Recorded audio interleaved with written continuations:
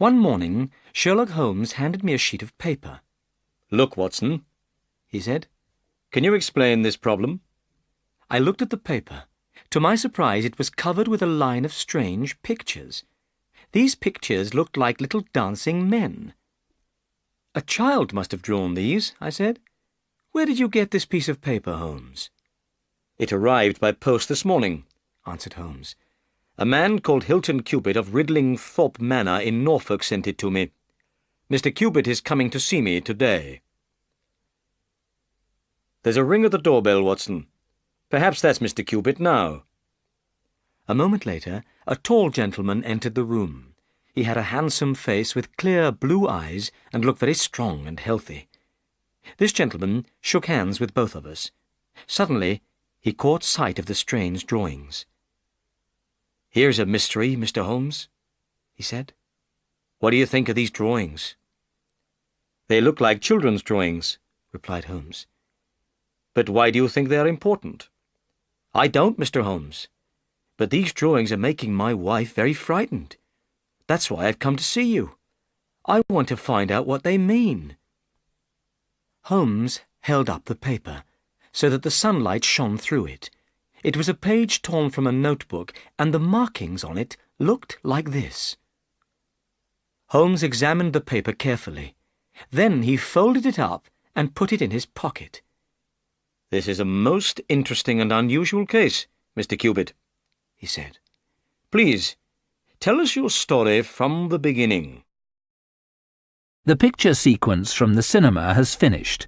You can look at it once more if you want.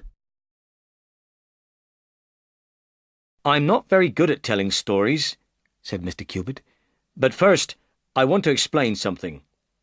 I'm not rich, but I come from a very old and well-known family. My family's lived at Ridlingthorpe Manor in Norfolk for nearly 500 years. Last year, while I was visiting London, I met an American lady called Elsie Patrick. Elsie and I became friends, and soon fell in love. I didn't know anything about Elsie's family or her past life, but I decided to ask her to marry me. The day before our wedding, Elsie spoke to me. "I've had some very sad things happen to me in my past life, Hilton. I've done nothing wrong, but I wish to forget my past. Please promise me you will never ask me anything about it. If you're unable to make this promise, then please go back to Norfolk and leave me." So, I promised Elsie I would never ask her anything about her past life. We've been married for a year now, and we've been very happy. During all this time, I've kept my promise. But one day, about a month ago, my wife received a letter from America. I saw the American stamp. She read the letter and her face turned white. Then she threw the letter in the fire. She said nothing, but from that time there's been a look of fear on her face. Mr. Holmes, my wife is a very good woman. I'm sure she's not done anything wrong in her past life. But Elsie knows I am very proud of my family. My family's long history is very important to me. She would never do anything to upset me. Perhaps that's the reason she's afraid to tell me her troubles." "Please go on," said Holmes. "Well," continued Mr. Cubitt, "yesterday morning a strange thing happened. I found this piece of paper lying on the sundial in the garden. At first, I thought it was a child's drawing. But when I showed the paper to Elsie, she fainted. Since then, she has seemed like someone in a dream, and there's terror in her eyes. I didn't know what to do. If I took the paper to the police, they would laugh at me. So I came to you. Mr. Holmes, please help me. I'm not rich, but I'll spend all my money to protect my wife from danger." I was sorry for Mr. Cubitt. He was a good man, and I saw that he loved his wife very much. Holmes did not speak for some time. "Mr. Cubitt, don't you think," he said at last, "you should ask your wife to tell you everything?" "But I promised Elsie I would never ask her about her past," replied Hilton Cubitt.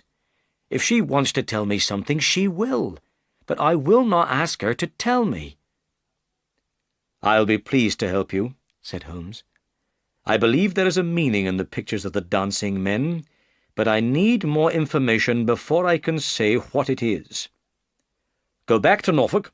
If there are any more pictures of dancing men, make a copy of them for me. If anything important happens, I'll come to Norfolk at once." The picture sequence from the cinema has finished. You can look at it once more if you want. During the next few days, Holmes was very quiet. Several times he looked at the paper with the dancing figures on it. Then, one afternoon, about a fortnight later, we had another visit from Mr. Cubitt. He seemed worried and tired. "My wife hasn't told me anything yet, Mr. Holmes," he said. "But I have more pictures of dancing men, and more important, I've seen the man who draws them. But I'll tell you everything that has happened. The morning after I visited you, I found another line of dancing men. They were drawn with chalk on the tool house which stands in the garden, near the house. I made this copy." Hilton Cubitt unfolded a paper and laid it on the table. "Excellent," cried Holmes. "Please, go on." "After I made the copy," continued Mr. Cubitt, "I cleaned off the marks. But 2 days later, another drawing appeared. Here it is." Holmes was delighted.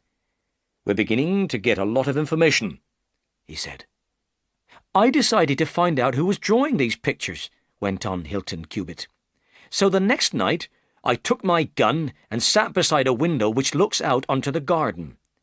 At about 2 o'clock in the morning, my wife came into the room. She was wearing her nightclothes. She asked me to come to bed, but I refused. 'No, Elsie,' I said. 'I want to see who is drawing these pictures.' Suddenly, I saw Elsie's face turn very white in the moonlight.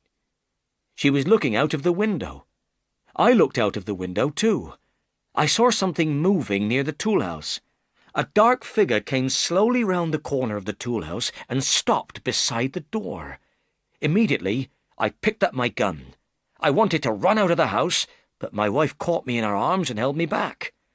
By the time I got outside, the man was gone.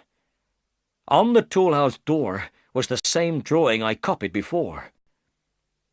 I looked everywhere, but I couldn't find the man. However, in the morning, when I looked at the tool-house door again, I saw a second line of dancing men. This new line is very short, but I made a copy, and here it is." Hilton Cubitt gave another piece of paper to Holmes. I could see that Holmes was very excited. "Tell me," he said, "was this second line of figures separate from the first?" "It was on a different part of the door." "Excellent," cried Holmes. "This last drawing is very important. It makes me feel hopeful. Please, continue your interesting story." "I've nothing more to say," replied Hilton Cubitt, "except I was angry with Elsie for holding me back. I'm sure she knows who this man is and what these pictures mean. Now I must go back to Norfolk. Elsie is very frightened, and I don't want to leave her alone at night." "Well," said Holmes, "please leave these pictures with me. I will examine them carefully. I think I'll be able to solve the mystery soon." The picture sequence from the cinema has finished. You can look at it once more if you want. As soon as Hilton Cubitt left the room, Holmes ran to a table. He put all the papers with pictures of dancing men on the table. He began to examine them carefully. For the next 2 hours, Holmes worked hard examining the papers. At last, he jumped up excitedly. Then he sat down again and wrote out a long telegram. "As soon as we get an answer to this telegram, Watson," he said, "we'll visit Mr. Cubitt in Norfolk. I have some important information for him." I was very curious about the telegram. I very much wanted to know what Holmes had found out about the meaning of the dancing men. But I didn't ask any questions. I knew Holmes would tell me when he was ready. 2 days passed. Then, on the evening of the 2nd day, Holmes received another letter from Hilton Cubitt. In this letter, Mr. Cubitt said he had found a new drawing of dancing men. He had found the drawing that morning on the sundial in the garden. Mr. Cubitt had made a copy of the drawing in his letter. Holmes examined these pictures carefully. Suddenly, he jumped up. "We must go to Norfolk at once, Watson," he said. At that moment, a telegram arrived for Holmes. It was the answer he had been waiting for. Holmes read the telegram, and his face looked serious. "Mr. Cubitt is in terrible danger," he said. "He needs our help." But unfortunately, we were not able to go to Norfolk that evening. It was late and the last train had gone. The next train was not until the morning. In the morning we travelled to Norfolk.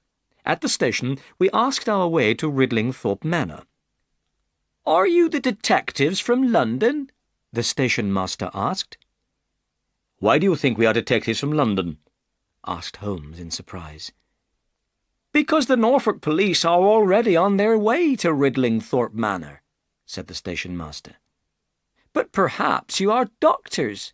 The lady isn't dead yet. You may be in time to save her life." Holmes looked very worried. "What do you mean?" he asked. "What has happened at Ridlingthorpe Manor?" "It's terrible news," replied the station master. "Both Mr. Hilton Cubitt and his wife have been shot. Mr. Cubitt is dead, and his wife is seriously injured." The picture sequence from the cinema has finished. You can look at it once more if you want. At once, Holmes hurried to a carriage. During the journey to Ridlingthorpe Manor, he did not speak at all, but I could see he was very worried. Holmes had known that Hilton Cubitt was in danger, but he had not arrived in time to save his client. At last, we could see a large old house through the trees. This was Ridlingthorpe Manor. As we came near the front door, I saw the tool-house and the sundial in the garden. These were the places where Hilton Cubitt had found pictures of dancing men. A carriage was standing outside the front door, and a small man was getting out. This man introduced himself as Inspector Martin of the Norfolk Police. Holmes introduced himself to Inspector Martin. Inspector Martin was very surprised when he heard my friend's name. "But, Mr. Holmes," he said, "the crime was committed only a few hours ago, at 3 o'clock this morning. How did you get here from London so quickly?" "When I left London, I didn't know a crime had been committed," replied Holmes. "I was on my way here to prevent a crime, but I've arrived too late. Now, Inspector Martin, shall we work together on this investigation, or do you want to work alone?" "I'd be very pleased to work with you," replied the inspector. "Good," said Holmes. "Then let's try to find out what happened." At that moment, the doctor, an old white-haired man, came downstairs from Mrs. Cubitt's room. The doctor said the lady was very badly injured, but that she would not die.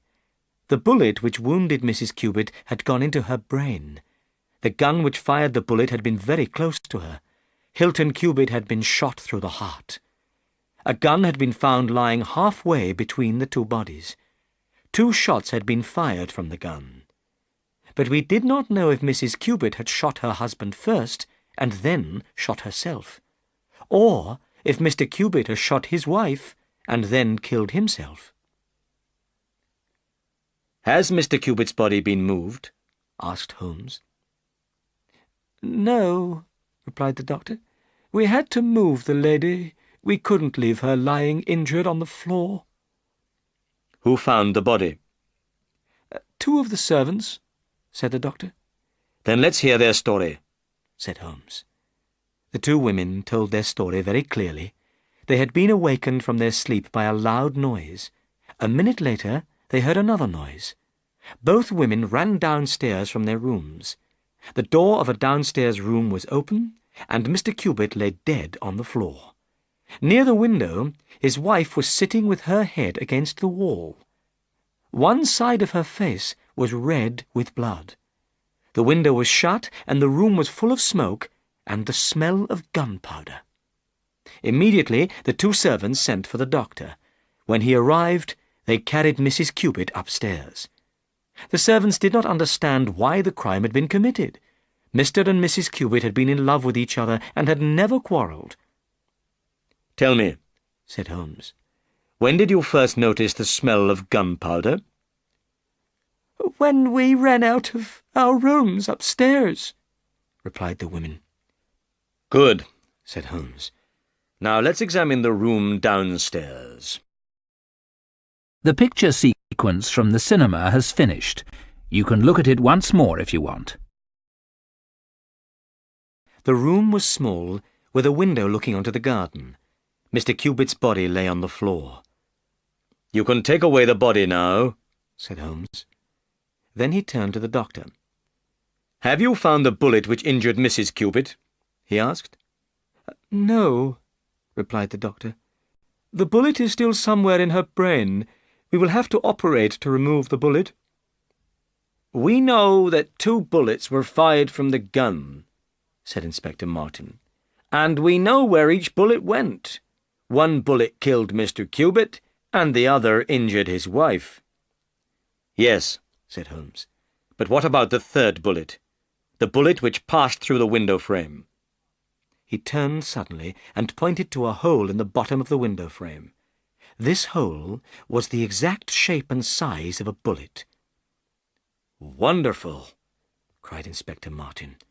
"Then 3 shots were fired, not 2. A 3rd person was in the room." "But, Mr. Holmes, how did you know a bullet had passed through the window frame?" "Well," said Holmes, "you remember that the 2 servants smelt gunpowder as soon as they left their rooms?" "Yes," said the inspector, "but I still don't understand." "The servants' rooms are upstairs, but the gun was fired downstairs. So the smell of the gunpowder must have been blown from this room to the rooms upstairs. Therefore the window must have been open. A 3rd person could have stood outside the window and fired through it. If somebody inside the room fired at this person and missed, the bullet would pass through the window frame." "I understand," said Inspector Martin. "But when the servants entered this room, they said the window was shut." "That was because Mrs. Cupid had just shut it," replied Holmes. "But what's this?" A lady's handbag was standing on a small table. I saw it was full of money. The money was tied together. We counted 20 50-pound notes. "This money is important evidence," said Holmes. "And now let's find out where the 3rd bullet went after it passed through the window frame." We all went outside into the garden. There were flowers planted underneath the window. The flowers were broken, and there were large footprints on the ground. Holmes searched in the grass. Suddenly he bent forward and picked something up. It was the missing bullet. "I think, Inspector," he said, "that our case is nearly solved." "But, Mr. Holmes," said the inspector, "who was this other person, and how did he get away?" "I will tell you later," said Holmes. "First, I want to know if there is a place near here called Elridge's." We asked the servants, but none of them had ever heard the name. Then the boy who worked with the horses remembered a farm with that name. This farm was a very lonely place, many miles away, near a village called East Rushton. Holmes thought for a moment. Then he smiled strangely. "Bring a horse," he said to the boy. "I want you to take a message to Elridge's farm." Then Holmes took from his pocket all the papers with the pictures of the dancing men on them. He sat down at a table and worked carefully. Finally, he handed a note to the boy. "Give this note to the person whose name is written on the outside," said Holmes, "and don't answer any questions." I looked at the outside of the note. It was addressed in large writing to Mr. Abe Slaney, Elridge's Farm, East Rushton, Norfolk. Then Holmes turned to Inspector Martin. "I think you should get more policemen," he said. "We'll have to catch a dangerous criminal." The picture sequence from the cinema has finished. You can look at it once more if you want. After the boy had left, Holmes gave some instructions to the servants. "If anybody comes and asks for Mrs. Cupid," he said, "do not tell the person that she is ill. Show the person straight into the sitting room." "There are some things I want to explain," Holmes said. Then he told the inspector about Hilton Cubit's visits to us in London and the pictures of the dancing men. "These drawings are a kind of secret writing," said Holmes. "They look like children's drawings, but they are messages. Each picture of a dancing man is a letter of the alphabet. Let me show you how it works. The letter of the alphabet which appears most often in English is E. The picture of the dancing man which appeared most often was this. So I knew that this picture was E. Some of the dancing men were holding flags. I guessed that a figure with a flag was the last letter of a word." "But how did you find out what the other pictures meant?" I asked. "On Hilton Cubit's second visit," went on Holmes, "he brought 3 different messages with him. The last message was this. In this message there was no flag, so the message had to be one single word. What could it be? The word had 5 letters, and the second and fourth letters were E. It might be sever, or lever, or never, but the most probable of these words was never. So I knew these pictures were N, V, and R. "Excellent, Holmes!" I cried. "What did you do next?" "Well," said Holmes, "I knew Mrs. Cubit's first name was Elsie. I noticed that there was another word which had 5 letters and began and ended with E. So I guessed that these probably were L, S, and I. In one message, the word Elsie was written twice. In this message, the word before Elsie had 4 letters and ended with E. I guessed the writer was asking Elsie to do something. So, now I looked for an English word of 4 letters ending in E. The best word I could think of was come. So, now I knew that these were C, O, and M. Then I looked again at the first message which Hilton Cubit brought us. I used the figures holding flags to divide the message into words. I wrote out the message, putting dots for the letters I didn't know. Dot M, dot E-R-E, dot E, S-L dot N-E dot. The first missing letter had to be A, and the second letter had to be H. Am, here, A dot E, S-L-A-N-E dot. Clearly, the 2 missing letters were part of somebody's name. So, it must be Am, here, Abe Slaney. Then I looked at the second message again. This message worked out like this. A dot E-L-R-I dot E-S. Here I worked out that the missing letters could be T and G. At Elridge's. I decided to find out if there was a place near Ridlingthorpe Manor that was called Elridge's. If there was, then I knew that this was where the writer of the messages was staying. Inspector Martin and I looked at Holmes. It was wonderful how my friend had found out the meaning of the dancing men. "What did you do then, Mr. Holmes?" asked the inspector. I guessed that Abe Slaney was an American. Abe is an American name, and Mrs. Cubitt had recently received a letter from America. This letter had upset her very much. So I sent a telegram to a friend in the New York police, asking about Abe Slaney. This was the reply: "The most dangerous crook in Chicago." The same evening, I received Hilton Cubitt's final message. The message worked out like this: Elsie dot R.E. dot A.R.E. to meet thy G.O. dot. Clearly, the missing letters had to be P and D. Elsie, prepare to meet thy God. I knew the Cubitts were in terrible danger. Abe Slaney was saying he was going to kill Mrs. Cubitt, so Dr. Watson and I hurried immediately to Norfolk. But unfortunately, we were too late. Hilton Cubitt was dead. "But what about Abe Slaney, Mr. Holmes?" asked Inspector Martin. "If he is the murderer and he's at Elridge's, he may escape." "Don't worry," said Holmes. "he won't escape. He's coming here." "Here?" said Inspector Martin in surprise. "Why should he come here?" "Because I have written and asked him to come here." Holmes stood up and walked to the window. "Look! Here he is." The picture sequence from the cinema has finished. You can look at it once more if you want.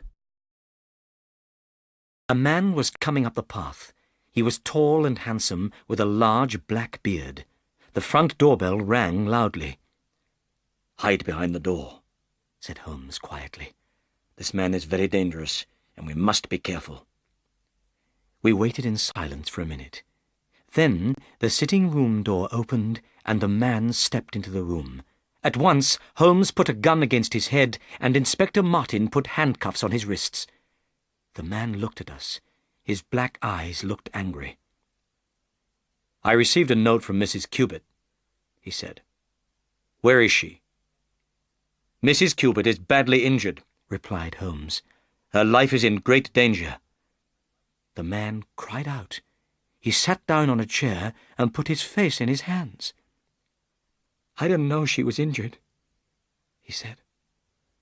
"I shot her husband when he tried to kill me, but I would never injure Elsie. I love her more than anything in the world." Suddenly the man looked up. "Wait," he said. "If Elsie is badly injured, who wrote this?" He opened his hands and threw a note onto the table. "I wrote it to make you come here," said Holmes. "You wrote it? But how could you know the meaning of the dancing men?" "I worked out what the figures meant," replied Holmes. "But now, tell us your story." "All right," said the man. "If Elsie dies, it doesn't matter what happens to me. My name is Abe Slaney, and I've known Elsie since she was a child. Her father was head of a gang of crooks in Chicago, and I was a member of the gang. Elsie's father thought of the secret writing of the dancing men. The members of the gang used it to send messages to one another. Elsie and I were engaged to be married. But Elsie hated her father's business, and she didn't want to be married to a criminal. So she ran away to England.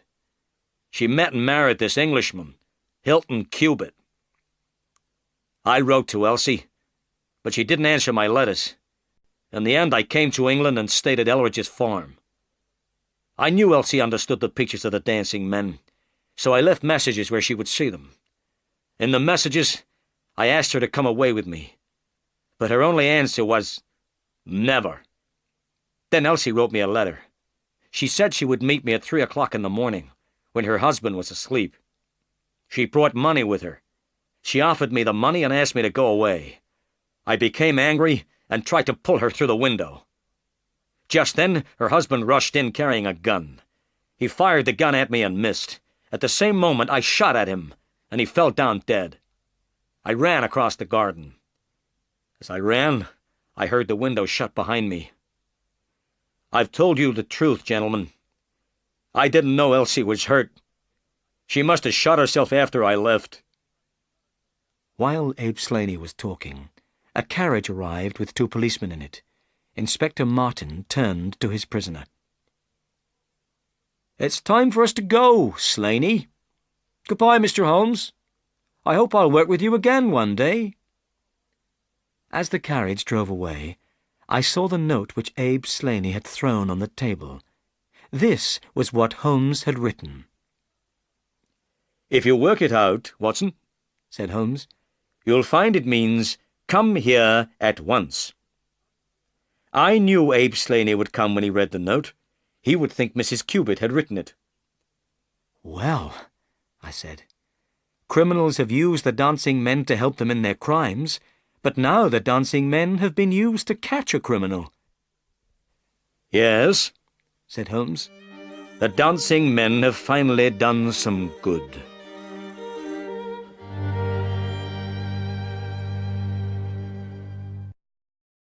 The picture sequence from the cinema has finished. You can look at it once more if you want.